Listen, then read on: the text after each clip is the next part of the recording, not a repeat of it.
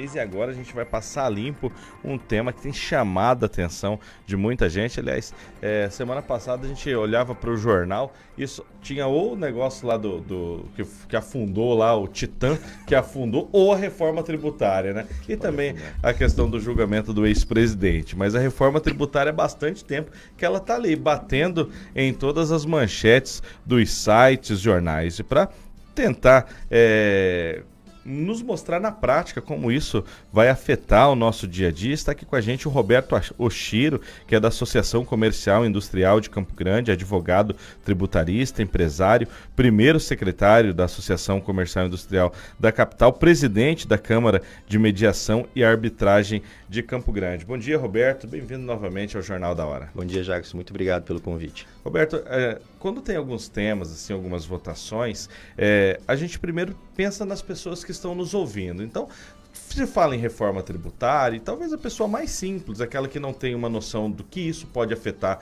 no dia a dia, acaba ficando perdida, sem saber isso é bom ou isso é ruim. Então eu queria que você primeiro nos colocasse na prática o que seria essa reforma tributária e de que forma o nosso trabalhador pode ser afetado. Ele que é o principal, o que faz o principal elo da economia aí, né? De fato, quem paga a conta no final é sempre a população, é o trabalhador. É o consumidor final que vai suportar toda essa carga tributária, porque os empresários eles acabam tendo que repassar no preço dos produtos e serviços qualquer aumento de carga, né? Então quem paga o imposto é o trabalhador, é a população na ponta. O que está bastante preocupante nesse modelo que foi apresentado na semana passada, primeiro é que ele está sendo feito de uma forma muito assodada, né?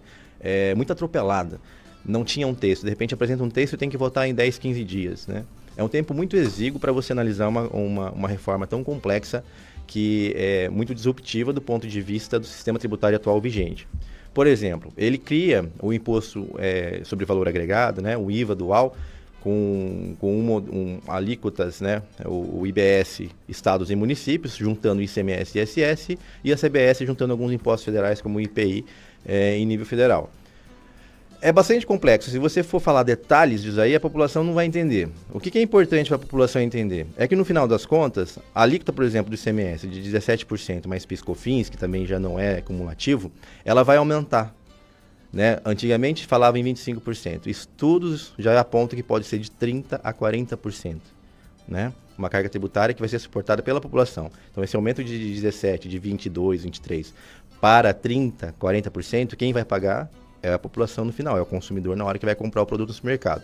Outro ponto, hoje nós temos uma série de incentivos e isenções para a cesta básica. Não vai ter mais. Apesar de na semana passada nós estarmos com o deputado Reginaldo Lopes, né, que é o coordenador do grupo de trabalho, e ele ter dito para a Abras, que é a Associação Brasileira de Supermercados, que manteria algumas isenções, haveria a possibilidade de manter a isenção da cesta básica, não vai haver, né? Então, isso é um agravante para a população. Por quê? Porque isso implica no aumento do custo de vida de todo mundo, né? Principalmente aqueles que ganham menos. E aí tem uma ressalva que eles falam assim, a gente vai dar um cashback. Como? Não está dito no texto. A gente vai ser definido em lei complementar, né? Alguns deputados nos bastidores têm dito que isso vai ser para aqueles que têm o auxílio, né, a Bolsa Família, o auxílio assistencial do Estado. Mas e toda a grande maioria da classe média, dos trabalhadores, né, que têm seus empregos, que pagam seus impostos, esses aí não serão beneficiados?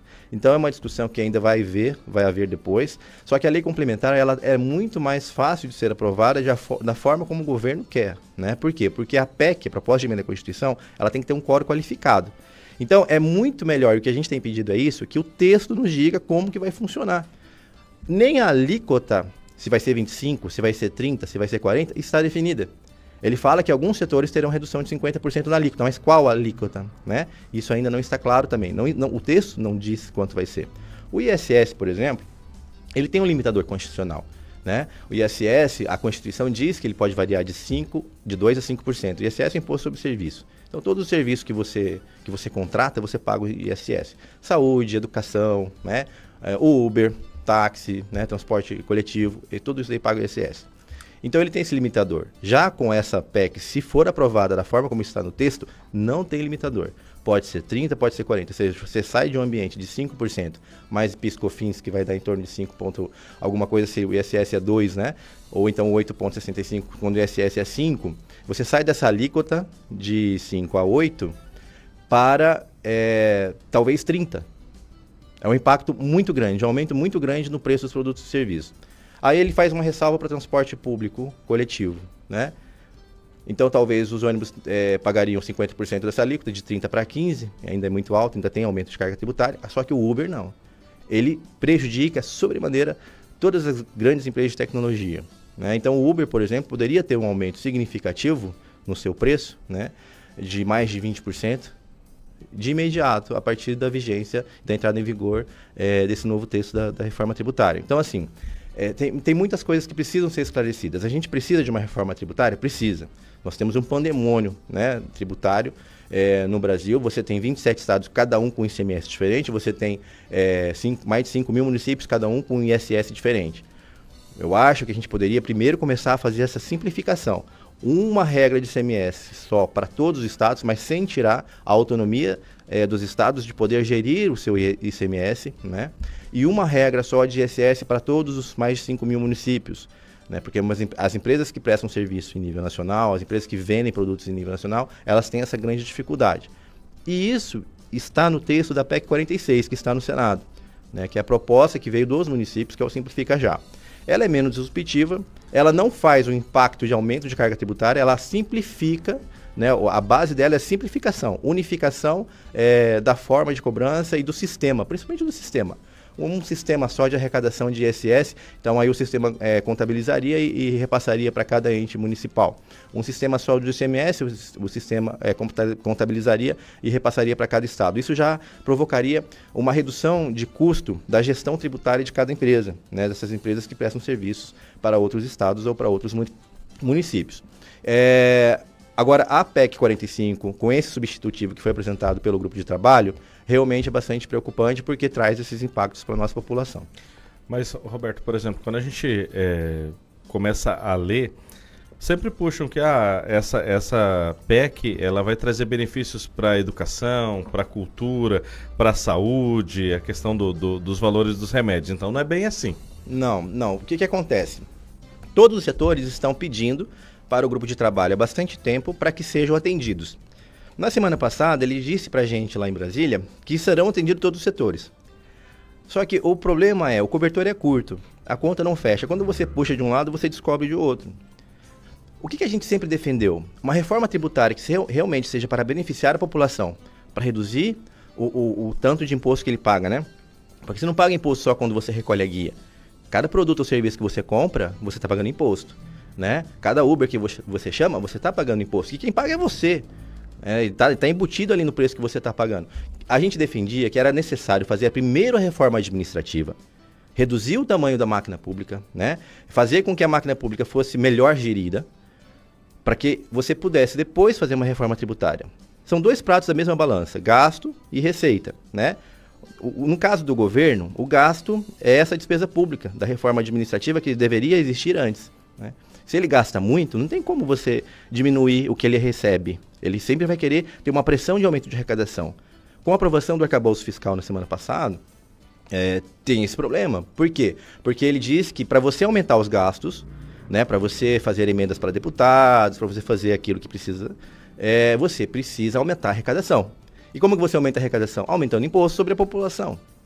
Então, uma reforma tributária agora, sem primeiro fazer esse dever de casa, né, que é para o governo gastar menos, ela sempre vai ter a pressão de aumento de carga tributária. Então, a PEC 45, por mais que ela tenha essa boa intenção de fazer uma unificação, de criar um IVA, até passando por cima das autonomias dos estados e municípios, né, porque a gente tem um país que tem uma república federativa, então ele acaba tirando elementos da autonomia financeira, e isso impacta um pouco na federação, mas ele não traz esse dever de casa, né? Então ele tira de um lado e coloca no outro. Quando ele atende setores como educação e saúde, o que ele diz? Eu não vou aumentar a carga tributária para você, né? Ou seja, ele está tentando dar uma salvaguarda de que não vai ter aumento, só que ele não fala qual que é a alíquota final. Você vai ter 50% de redução na alíquota, mas qual é ela? É 25, é 30, é 40, né? Para ele poder fazer essa conta. A gente não consegue fazer análise de impacto econômico porque você não tem uma definição das alíquotas. E aí, quando ele fala que vai beneficiar determinados setores, quem vai pagar a conta no resto? Todos os demais. Então, a alíquota, por isso que eles estão dizendo, olha, se era 25%, era 25% quando ninguém fosse beneficiado. Agora, se você vai beneficiar uma série de setores, né, que conseguiram lá colocar as suas intenções, os demais têm que pagar mais. Se você tira de um lado, você tem que recompor de outro. Agora, você representa a associação comercial nessa discussão toda, né? Como que os empresários aqui de Campo Grande têm acompanhado essa proposta? Com bastante preocupação, né? A gente tem discutido isso há muitos anos, né? Não é de agora que se tenta fazer uma reforma tributária. Sempre tem essa dificuldade do consenso entre os estados, principalmente, agora entre as capitais. Campo Grande, por exemplo, vai perder muito na arrecadação do ISS. E a gente fica bastante preocupado. Todo mundo sabe que precisa de uma reforma tributária para simplificar, porque realmente é difícil você tocar uma empresa hoje sem você ter um risco de adquirir um passivo tributário, né? A cada operação que você faz, você tem tanta norma, tanta regra, que é difícil você não cometer qualquer equívoco ou qualquer erro, né? Então, você sempre vai estar sujeito, depois de uma fiscalização futura, retroativa 5 anos atrás, de achar determinado entendimento. Não é que você sonegou imposto. Você tinha uma norma que falava que você podia se acreditar ou não de determinado imposto, no caso do PiscoFins, por exemplo. E aí você tem uma gama de empresas aí que ou recolhem imposto muito mais do que devia, ou acabam tendo esse risco de passivo tributário no futuro. Então, precisa de uma reforma? Precisa de uma reforma. Precisa simplificar? Precisa simplificar. Mas, no nosso caso, a Associação Comercial ela tem mais de 9.100 empresas associadas, de todos os setores, comércio, indústria, serviço e agro. O setor do agro ia ser extremamente prejudicado, agora parece que teve alguns ajustes ali, só que também ele não deixa claro, porque algumas coisas ele joga para a lei complementar, mas quase 90% dos nossos associados são empresas do Simples. As empresas do Simples tinham um risco muito grande. A gente conseguiu avançar, pelo menos no texto que foi apresentado, né, para que a gente pudesse manter o sistema simplificado de recolhimento de imposto. Então, a gente conseguiu proteger o Simples. Outro ponto é a questão do creditamento, né? Por quê? Porque como você tem agora um princípio de não cumulatividade ampla, todo imposto que você paga, você pode se acreditar na operação subsequente, né? O que isso faz? As empresas do Simples, como elas têm uma carga tributária muito menor, eles querem que ela possa se acreditar apenas daquilo. Então, elas perdem muito competitividade com grandes empresas e médias empresas que estão fora do Simples, de lucro presumido, de lucro real, etc. Né? O que a gente está tentando? Que esse crédito para as empresas do Simples seja igual, para que ela não perca essa competitividade de mercado. Né? Mas, mesmo assim, o regime que está se apontando para empresas de serviço do Simples, que hoje serviço adquiriu uma condição de que é o maior empregador do Brasil, no setor de serviços, né? Esse daí, mesmo com essa questão do creditamento, ele não consegue ter competitividade, ele vai ter que ter aumento de carga tributária. E quando a gente fala de aumento de carga tributária, as empresas vão continuar existindo. Quem vai pagar a conta é a população no final, é o trabalhador brasileiro, né? Então, essa é a nossa preocupação. São 7h35, estamos conversando com o Roberto Oshiro, da Associação Comercial e Industrial de Campo Grande. Roberto, para repercutir também aqui nesse bate-papo, uma notícia que saiu ontem no jornal Correio do Estado, que o governador Eduardo Riedel disse que a proposta tributária é satisfatória, porém ele está atento aos detalhes. Que detalhes são esses? Olha, principalmente nessa questão que você está mudando a origem, a tributação, em vez de ficar na origem, no caso do ICMS, hoje você tem incentivo fiscal, você atrai indústrias para o Mato Grosso do Sul, não é? Você tem esses programas de incentivo, você atrai grandes indústrias, né? E o ICMS depois fica no estado de origem. Vai ter uma mudança no modelo que vai ficar no estado de destino, favorecendo os estados que têm grandes centros consumidores. O nosso não tem. Então, ou seja, é uma coisa bem complexa também, né? Você tem um regime de tributação que vai ficar em paralelo. Você vai recolher ICMS e ISS, vai recolher o IVA durante 8, 10 anos, né? Então, ou seja, isso não simplifica nada. Você vai ter que manter na sua empresa os dois regimes. E entre os estados, um regime de transição de até 50 anos, de 40 a 50 anos, estão dizendo, por conta dessa perda significativa que terão os estados menores, os estados que não são grandes centros consumidores, como é o nosso caso, como é o caso do Centro-Oeste. Mato Grosso do Sul já tem uma história que perdeu muito com a Lei Candir. Né? Quando veio a Lei Candir, que foi boa para o crescimento da exportação de commodities do Brasil, mas não foi boa para a industrialização, porque acabaram exportando produto in natura e sem um processo de agregação de valor. Mas para o estado de Mato Grosso do Sul foi pior ainda. Por quê? Porque você tinha um fundo de compensação, né, que seria pago para os estados produtores que tivessem perda com a Lei Candir. A gente nunca foi ressarcido na medida do nosso prejuízo. Né? E agora a gente precisa acreditar que esse fundo de compensação regional, de apenas 40 bi, que não é nada perto do que os estados vão perder, que já tem uma estimativa de 80, que a gente vai ser ressarcido. Mas é a mesma coisa, você ficar com o pires na mão, pedindo para um ente da União ou um ente supra de todos os estados, mas você vai ter que ir lá ficar com o pires na mão para que você tenha a possibilidade do aumento do repasse. É um risco muito grande para o estado de Mato Grosso do Sul. Outra coisa, todo o estado do Centro-Oeste, né, eles vão perder com a reforma. É preciso fazer conta, é preciso fazer essas análises. Talvez o governo não tenha conseguido ainda, porque você não tem um texto claro com a definição de vários pontos que ele joga tudo para a lei complementar. Mas, na semana passada, o estado de Goiás apresentou uma conta, né, de uma perda significativa. E por isso que o estado de Goiás é totalmente contra esse texto substitutivo da PEC 45. A mesma coisa acontece com Mato Grosso. Ora, se os outros dois estados do Centro-Oeste são contrários, porque vão ter perdas importantes em sua arrecadação e também no seu desenvolvimento econômico, porque vão ser menos atrativos para as novas empresas, para as novas indústrias, ocorre também com o Mato Grosso do Sul. Talvez esteja faltando fazer essa análise mais aprofundada sobre o impacto nas contas do Estado com esse novo texto substitutivo da PEC 45. São 7 horas e 39 minutos, eu vou para o intervalo, na volta eu vou continuar esse bate-papo aqui com o Roberto Oshiro, da Associação Comercial e Industrial de Campo Grande. 7 horas e 42 minutos, de volta com o Jornal da Hora, nosso WhatsApp é o 99911-9689, hoje estamos debatendo aqui a reforma tributária, o texto final chegou na última quinta-feira na Câmara e o Roberto Oshiro, que é da Associação Comercial e Industrial de Campo Grande, é advogado tributarista, está nos ajudando aqui a saber qual o impacto que isso traz para o nosso bolso. E a gente falou sobre quem perde, né, que sempre é o ponto mais fraco em qualquer discussão, mas quem ganha, Roberto? Então... A base desse texto da PEC 45, que foi encomendado pelos grandes bancos, né, setor financeiro e grandes indústrias do estado de São Paulo para a CECIF, né, que é uma instituição mantida por eles, já mostra isso. O que acontece? Ela provoca uma transferência de carga tributária. Ela não é equitativa, sabe? Ela não é todo mundo fazer uma coisa justa para todos, né? Não. Ela tira a carga tributária do sistema financeiro e grandes indústrias e joga para comércio e serviços, né, e pequenas empresas. Tanto que, no começo, sequer, ela mantinha a existência do Simples.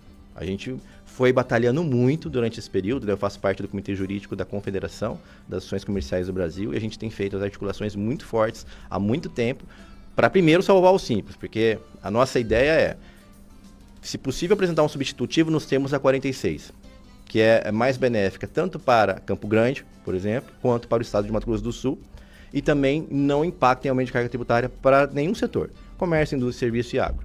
Mantém as cargas atuais, ela não faz tantas mudanças no sistema tributário, mas talvez seja aquele modelo que é possível para esse momento, né?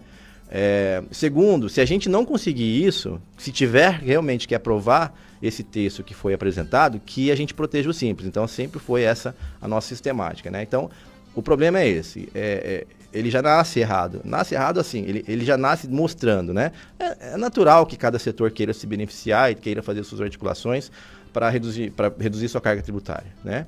Então, ele foi encomendado pelo setor financeiro e as grandes indústrias. Então, é por isso que ele acaba beneficiando e fazendo uma transferência de carga da indústria e do mercado financeiro para outras empresas.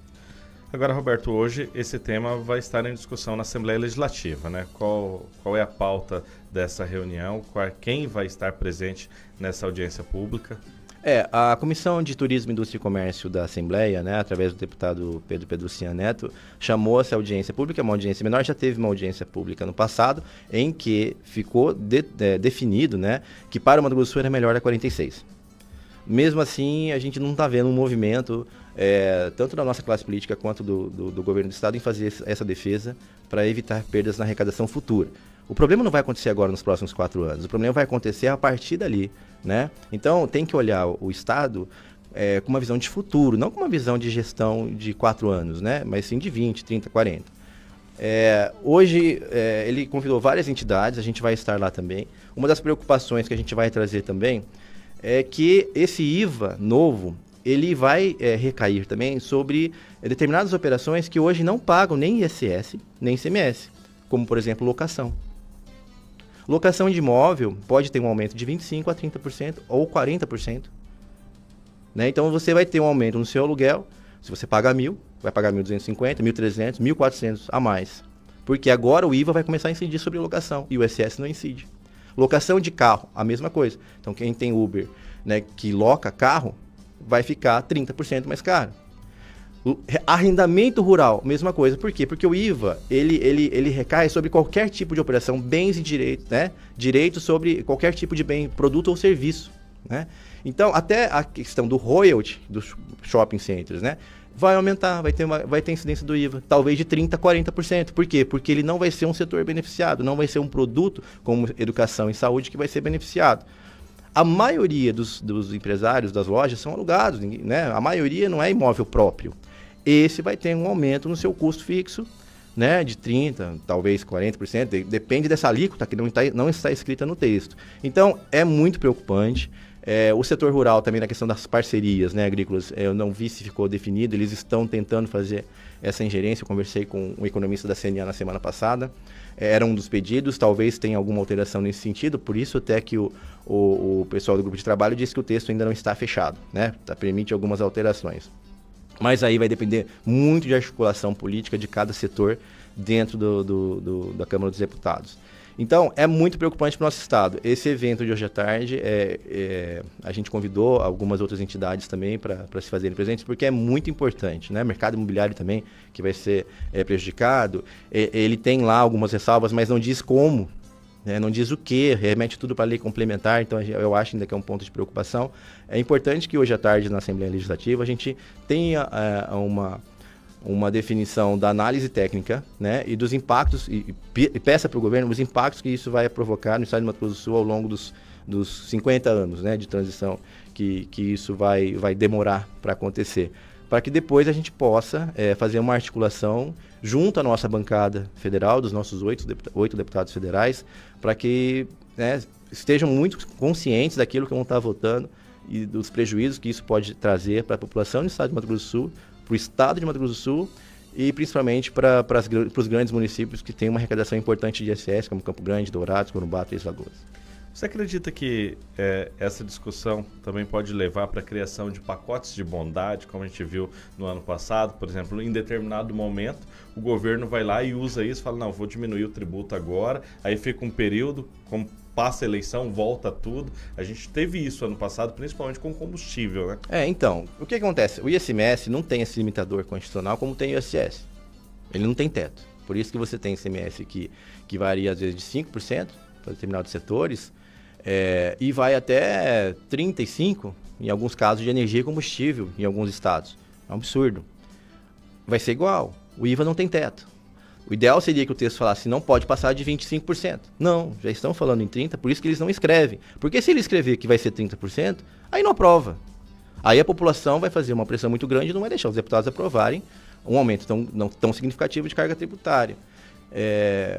Então, você fica muito nessa incerteza, né? Essa questão, quem quer reduzir carga tributária não precisa de PEC, não precisa de proposta de emenda à Constituição. O que foi que aconteceu? Os estados foram lá por lei complementar ou por decreto, né? E você consegue reduzir. O IPI, se quiser zerar, ele zera. É uma caneta do executivo. Só que o problema é que se ele zerar o IPI, ele perde a arrecadação e ele não consegue, né, dinheiro para tudo aquilo que ele quer fazer.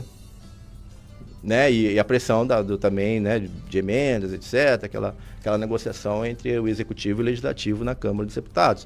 Então, tem esse problema agravante, né? Por isso que a gente diz, se for quem quer reduzir carga tributária, não precisa de emenda à Constituição. O que a gente precisa de uma emenda constitucional para simplificar o sistema tributário.